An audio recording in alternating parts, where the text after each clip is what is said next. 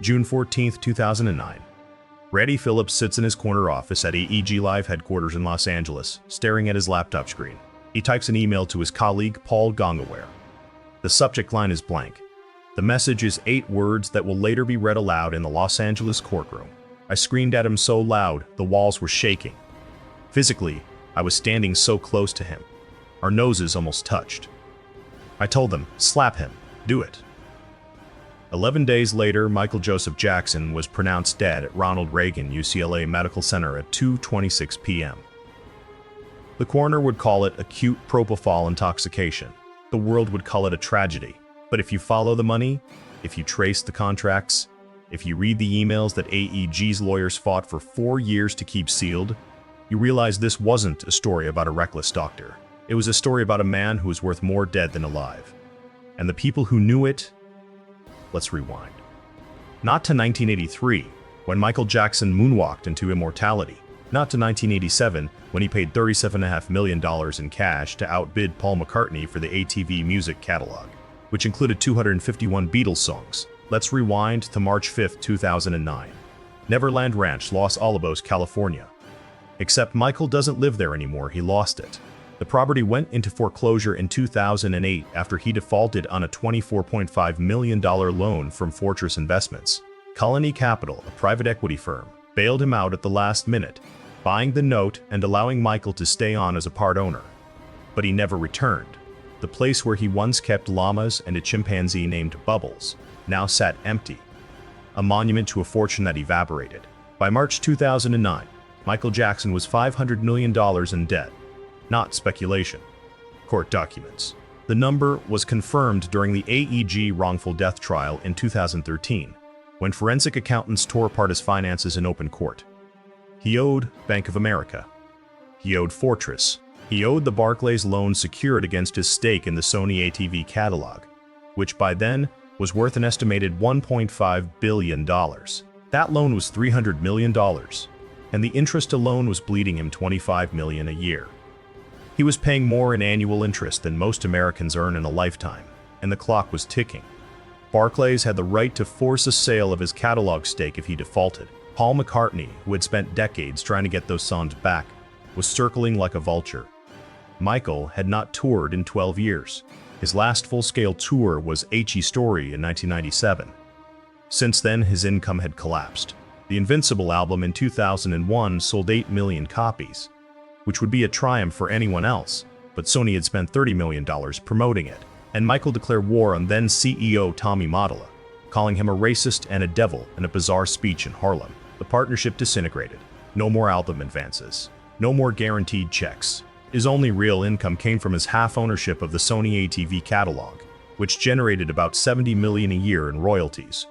But nearly all of that was eaten by loan payments, staff salaries, and the maintenance of a lifestyle he refused to downgrade. He still traveled with a 40-person entourage. He still rented mansions in Bahrain, Ireland, Las Vegas. He spent $20,000 a month on books. His dermatologist, Arnold Klein, later admitted Michael spent thousands per visit on Botox and Restylane injections. The man was hemorrhaging cash, and he had no tour revenue to stop the bleeding. Enter Randy Phillips. 6 feet tall, silver hair, a former record promoter who climbed the ladder to become president and CEO of AEG Live, the second largest concert promotion company in the world behind Live Nation. In late 2008, Phillips reached out to Michael's manager at the time, Tom, a mysterious figure who claimed to be an orthopedic surgeon but had no verifiable medical license. Tom was also acting as Michael's financial advisor, which should have been the first red flag. Phillips made his pitch. One final tour, a comeback, a chance to remind the world who Michael Jackson was. And most importantly, a chance to make enough money to dig himself out of the hole. Michael was reluctant. He was 50 years old. He had 3 children, Prince, Paris, and Blanket, and he told friends he wanted to be present for them. But Tom and Phillips kept pushing. They dangled the carrot. 50 shows at the O2 Arena in London. Sellout crowds. A guaranteed payday in the hundreds of millions. But here's what they didn't tell him. The deal wasn't structured like a normal tour contract. Normally, an artist gets an advance, then splits the profits with the promoter after costs are recovered. Michael's deal was different. AEG would advance him money for living expenses, but they would recoup every dollar before he saw a dime of profit. They paid for his rehearsal space. They paid for his choreographers. They paid for the Carrollwood Drive mansion in Holmby Hills where he lived during rehearsals, which cost $100,000 a month. And they paid for Dr. Conrad Murray, the cardiologist Michael insisted he needed to help him sleep. Murray's fee was $150,000 per month, and Michael demanded it be written into the contract. AEG agreed. But Murray wasn't working for Michael. According to the contract, Murray was an independent contractor hired by AEG. His legal obligation was to keep Michael alive and functional enough to perform.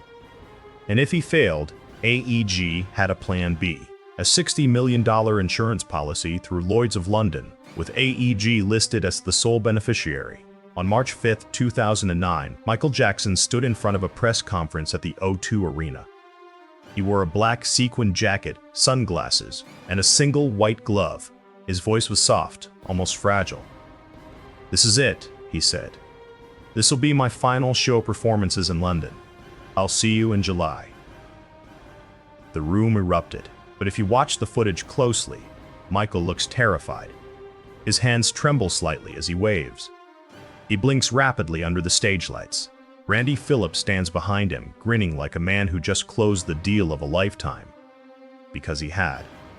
Tickets went on sale March 13th. Within hours, the O2 website crashed. 750,000 people tried to buy tickets simultaneously. AEG announced 10 shows had sold out, then 20, then 30, then 50. Michael had agreed to 10, maybe 15 at most.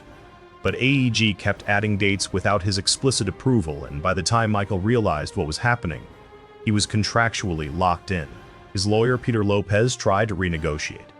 Lopez was found dead in June 2009, an apparent suicide with a gunshot wound to the head. No note. No clear motive. The case was closed quickly. Michael began rehearsals in April 2009 at the Forum in Inglewood, then moved to the Staples Center in June. The official narrative, the one AEG would sell to the world after his death, was that Michael was excited, energized, and ready. This Is It movie, released in October 2009, 5 months after he died, was edited to show a man in full command of his talent. He dances, he sings, he directs. It grossed $261 million worldwide, making it the highest-grossing documentary of all time. But the raw dailies, the unedited footage that was shown in bits and pieces during the wrongful death trial, told a different story. Michael is shivering in some takes, wrapped in blankets despite the California heat.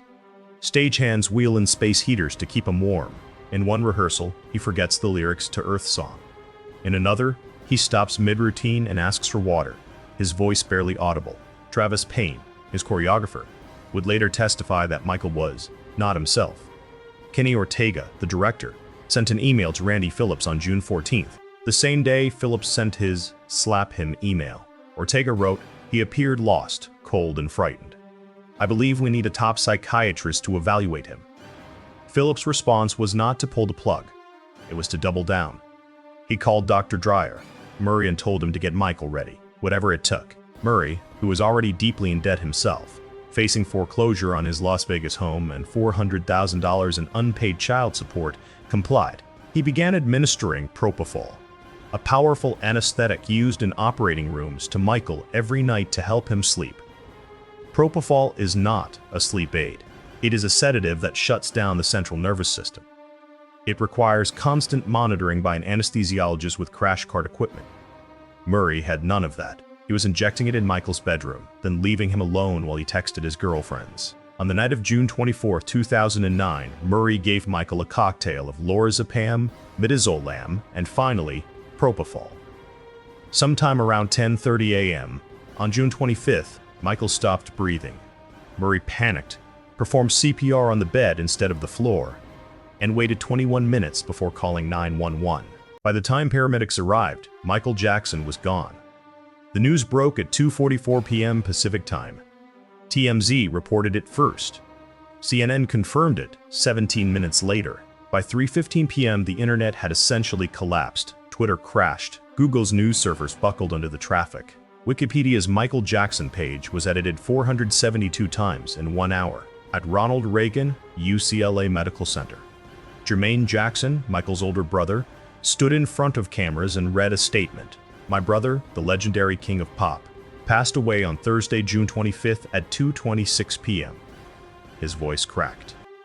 The world wept. But inside AEG's headquarters, a different conversation was happening. Randy Phillips was on the phone with Tim Laake, the CEO of AEG.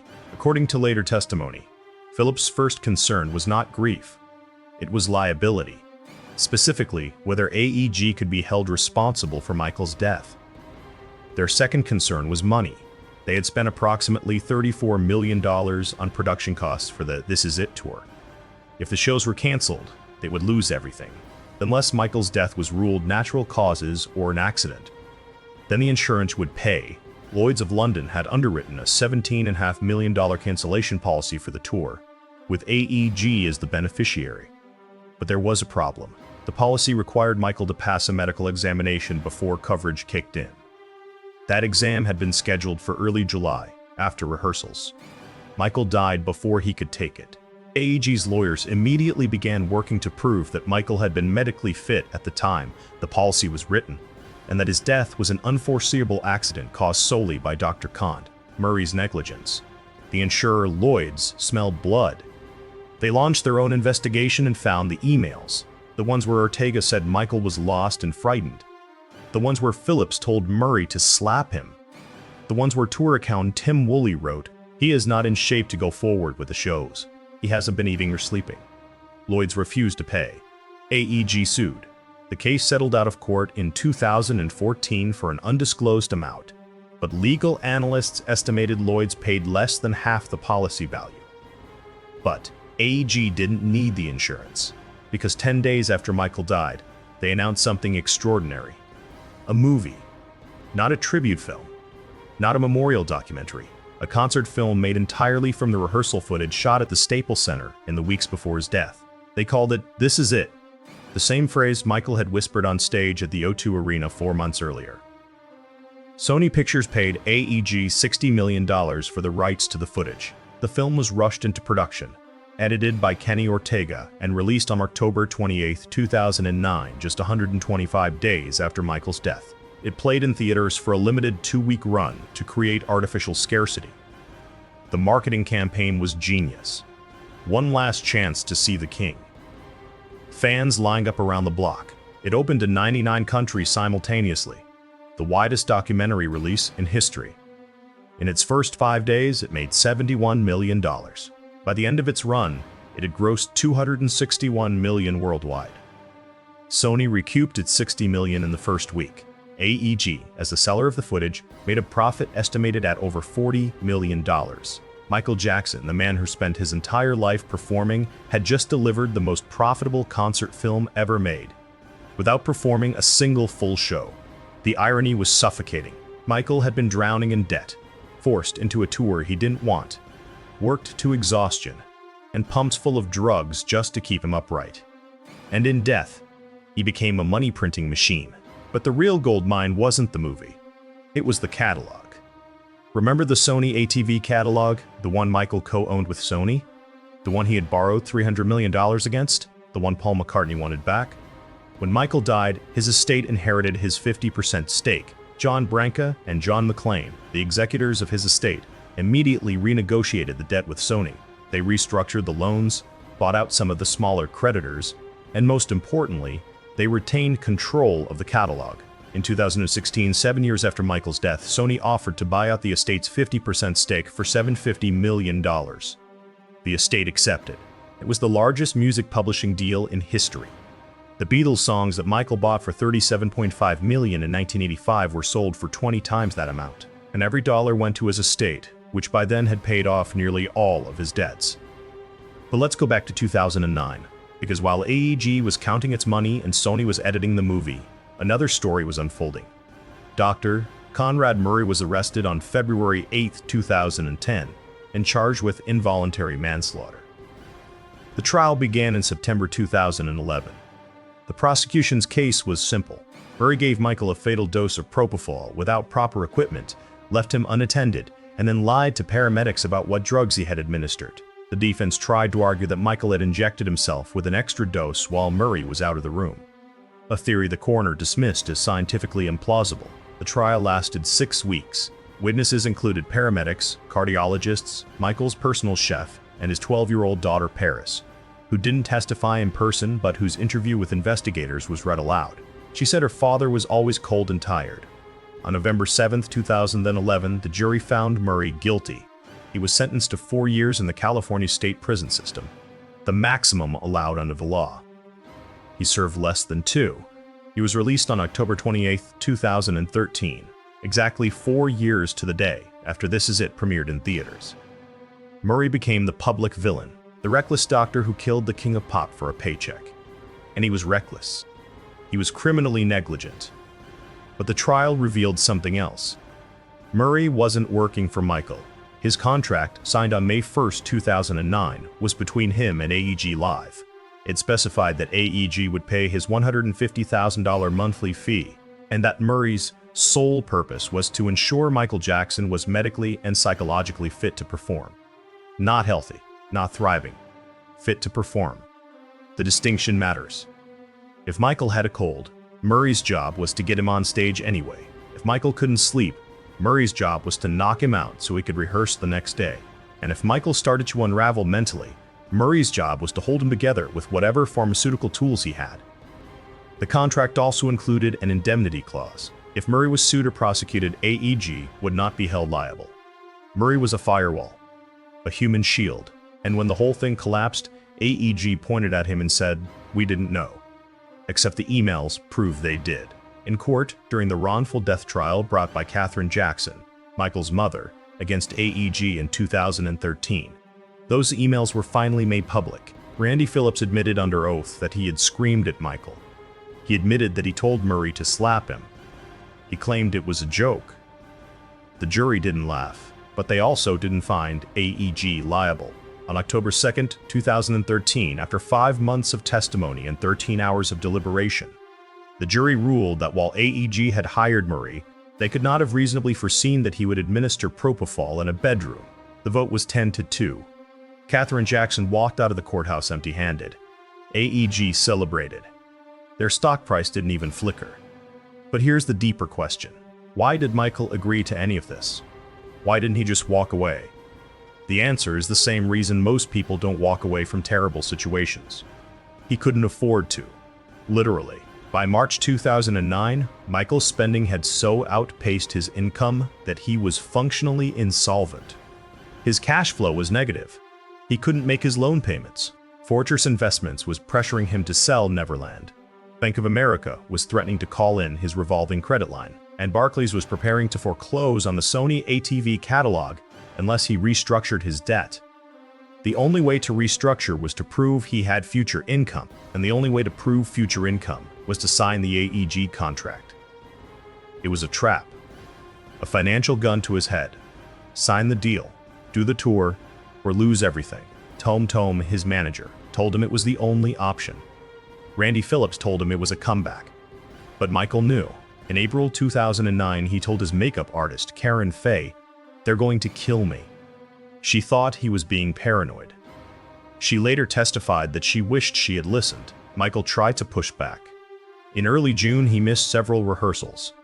Kenny Ortega sent him home on June 13th, telling him he was in no condition to work. Ortega then emailed Randy Phillips, urging him to bring in a psychiatrist. Phillips' response, sent at 1:17 a.m. on June 14th, was chilling. "Kenny, it's critical that neither you, me, or anyone around this shill become amateur psychiatrists or physicians. I had a lengthy conversation with Dr. Murray, who assured me Michael is fine. He said Michael is just like the rest of us. He has good days and bad days. Murray does not need a psychiatrist. He is a doctor. Responsibilities must be placed where they belong. Let Murray deal with Michael's health." Phillips then forwarded that email to Murray with a warning. "We want to remind you that AEG has a lot riding on this. We expect you to do your job." 3 days later, Murray injected Michael with the drugs that stopped his heart. The This Is It rehearsals were not a comeback. They were a performance of a comeback, carefully edited and sold to a grieving public. The real Michael, the one shivering under blankets and forgetting lyrics, was left on the cutting room floor, and the footage that made it into the film was used to argue in court that Michael had been healthy and excited. AEG's lawyers played clips during the wrongful death trial, pointing to Michael's smile, his footwork, his voice.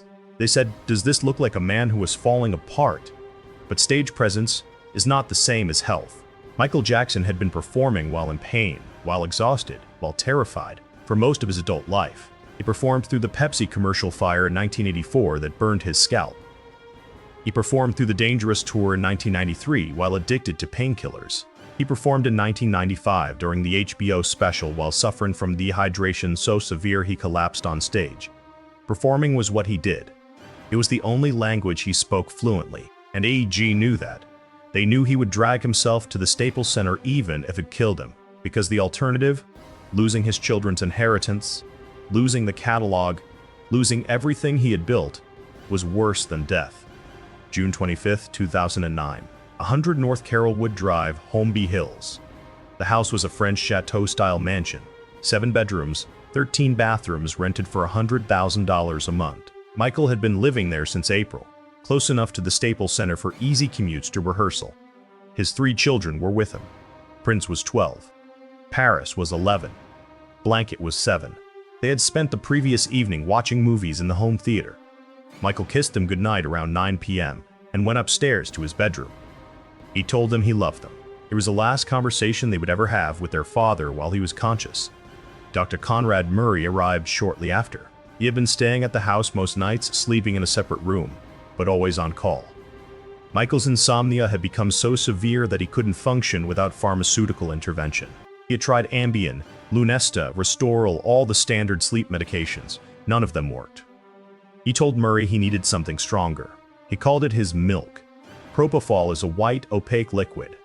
Michael believed it was the only thing that could give him real sleep. Murray later testified that he tried to wean Michael off propofol in the days leading up to June 25th. He claimed he gave him lorazepam and midazolam instead, 2 benzodiazepines that are less dangerous but also less effective. Michael didn't sleep. By the early morning hours of June 25th, Michael was begging. Murray caved. At approximately 10:40 a.m., he administered 25 milligrams of propofol via an IV drip. Michael finally closed his eyes. Murray sat by his bedside for a few minutes, monitoring his breathing. Then he stepped out. He later claimed he was gone for 2 minutes to use the bathroom. Phone records tell a different story. At 11:18 a.m., Murray called his Las Vegas office and spoke for 32 minutes. At 11:49 a.m., he called another girlfriend in Houston and talked for 11 minutes. At 12:05 p.m., he sent a text message. At 12:12 p.m., he called his medical practice in Las Vegas again. Somewhere in that window, Michael Jackson stopped breathing. Murray didn't notice until around 12:20 p.m., when he returned to the bedroom and found Michael unresponsive, his eyes slightly open, his skin cool to the touch. Murray panicked. He began CPR, but he did it wrong. He performed chest compressions on the bed instead of moving Michael to the floor, which made the compressions ineffective. He didn't call 911.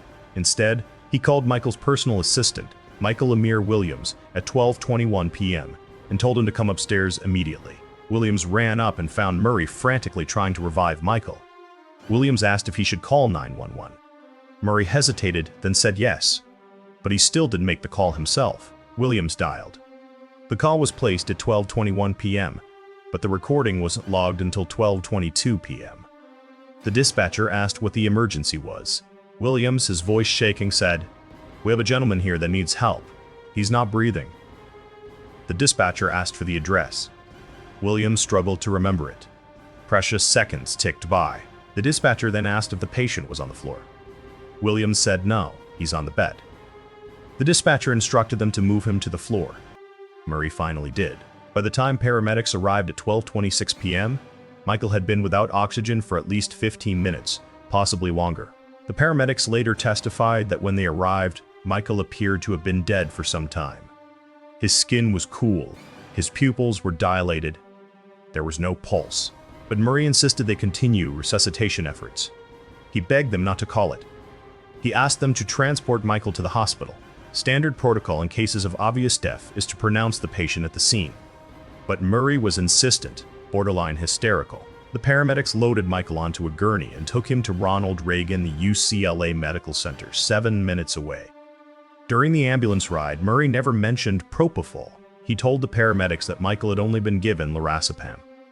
That lie would later be used against him in court. At the hospital, doctors worked for another hour, injecting Michael with adrenaline, trying to restart his heart. Nothing worked.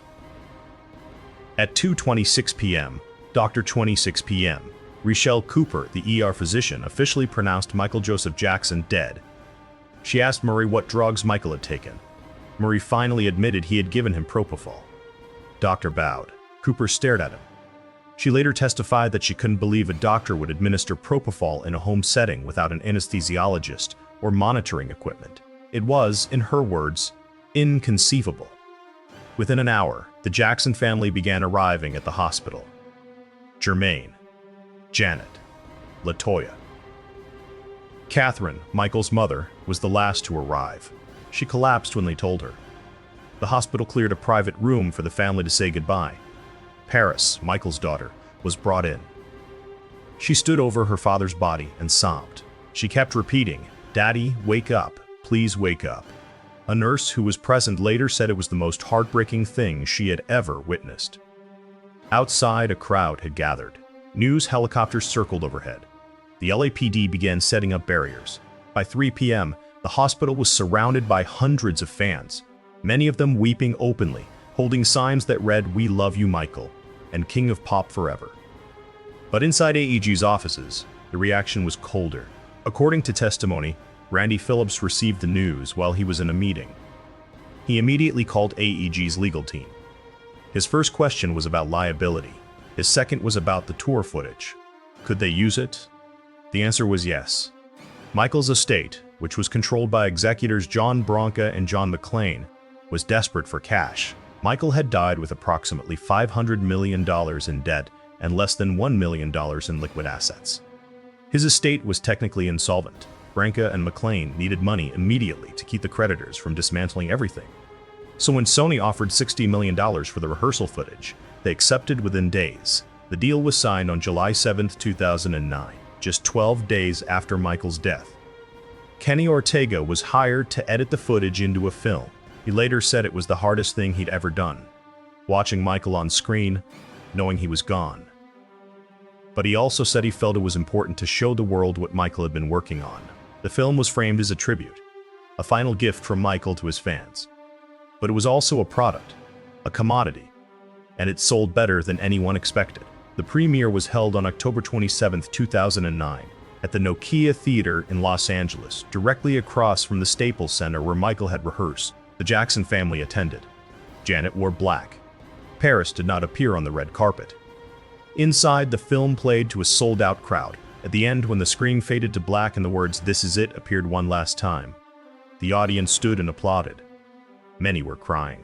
Outside, fans who couldn't get tickets held a candlelight vigil. The film opened in theaters the next day and made $71.7 million in its first 5 days, a record for a documentary. It stayed in theaters for only 2 weeks, a strategy designed to maximize urgency and ticket sales. See it now or miss it forever. Critics praised the film. Rolling Stone called it a mesmerizing portrait of an artist at work. The Los Angeles Times said, "Michael Jackson, even in rehearsal, was a genius." But the raw footage, the unedited takes that showed Michael shivering and stumbling, were never released. They remain locked in a vault, property of the estate. Michael's funeral was held on July 7, 2009 at the Staples Center. It was not a private affair. It was a televised event, broadcast live on CNN, MSNBC, Fox News, and streamed online to an estimated 31 million viewers worldwide. AEG produced it. They provided the venue for free, but they also controlled the cameras, the lighting, the script. Celebrities spoke. Kobe Bryant, Magic Johnson, Brooke Shields, Stevie Wonder sang, Mariah Carey sang, Usher sang, and at the end, Paris Jackson, 11 years old, stepped up to the microphone. Her voice was small and trembling. "Ever since I was born, Daddy has been the best father you could ever imagine. And I just want to say, I love him so much." She broke down. The world broke with her. It was the most watched funeral in television history. And AG made sure every camera angle, every emotional beat was captured perfectly. Because grief, when packaged correctly, is profitable. In the months after Michael's death, his album sales skyrocketed. In the week following June 25th, he sold 800,000 albums in the United States alone. Thriller re-entered the Billboard charts at number 2. His catalog sold 12 million albums worldwide in 12 weeks, more than any artist had sold in a comparable period since Nielsen began tracking data in 1991. Sony, which owned the distribution rights to Michael's solo albums, made an estimated $100 million in the first year after his death. They followed up with a $250 million deal with the estate in March 2010, securing the rights to release 10 posthumous albums over 7 years. The first, simply titled Michael, was released in December 2010. It debuted at number 3 on the Billboard 200. Critics were skeptical. Some of the tracks were unfinished. Some featured questionable vocal authenticity. But it didn't matter. It sold 3 million copies. Michael Jackson, the brand, was alive and well. The estate paid off his debts within 3 years. By 2012, Michael's estate had earned over $600 million, more than he had made in the final decade of his life. Forbes began ranking him as the top-earning dead celebrity, a title he has held almost every year since. In 2016, the estate sold Michael's stake in the Sony ATV catalog for $750 million. In 2017, they sold his remaining music assets, including master recordings, to Sony for another $300 million. By 2020, Michael Jackson's estate was worth over $2 billion. His children, Prince, Paris, and Blanket, would never have to worry about money. The irony was nauseating. Michael had died trying to pay off debts he couldn't escape. And in death, those debts disappeared in less than 36 months. But the cost wasn't just financial. It was human. 3 children lost their father. Katherine Jackson lost her son.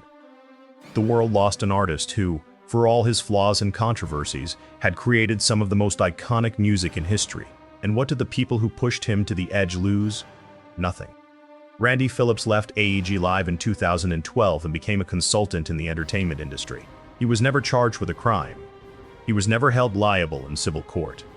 AEG Live continued to promote concerts and remained one of the most powerful companies in live entertainment. They promoted Coachella, Stagecoach, and tours for Taylor Swift, Justin Bieber, and countless others. The This Is It controversy didn't even dent their reputation. Dr. Conrad Murray served 2 years in prison and lost his medical license. He now lives in Las Vegas and occasionally gives interviews where he insists he was a scapegoat. In a 2013 documentary, he said, "Michael Jackson was a drug addict. I tried to help him. I'm not the villain here." The irony of a doctor calling his patient a drug addict while admitting to administering propofol in a bedroom was apparently lost on him. And Michael's legacy? It's complicated. He's still the king of pop. His music still plays at weddings, proms, and basketball games. Thriller is still the best-selling album of all time. But his story is also a cautionary tale about fame, debt, and the people who profit from desperation. Michael Jackson didn't die because he was reckless. He died because he was trapped. Trapped by contracts he couldn't break, debts he couldn't pay, and people who saw him as a revenue stream instead of a human being. The 50 shows at the O2 Arena were never about a comeback. They were about keeping the machine running. And when the machine broke down, when Michael's body couldn't take it anymore, they didn't mourn him. They monetized him. On June 25, 2021, the 12th anniversary of his death, fans gathered at Forest Lawn Memorial Park in Glendale, California, where Michael is buried. They left flowers, candles, and handwritten notes. One note read, "You deserved better." Another said, "They killed you, and we know it." The estate released a statement thanking fans for their continued support and announced a new Michael Jackson biopic in development, produced by Lionsgate, with the full cooperation of the estate. The film is expected to gross hundreds of millions. Michael's children will receive a percentage. AEG will not. But they already got paid. They got paid when Michael signed the contract. They got paid when he died. They got paid when This Is It became the highest-grossing documentary of all time. In the end, Michael Jackson managed to pay off his debts. It just cost him his life, and the people who put him in that position walked away richer than they started. That's not a tragedy. That's a business model.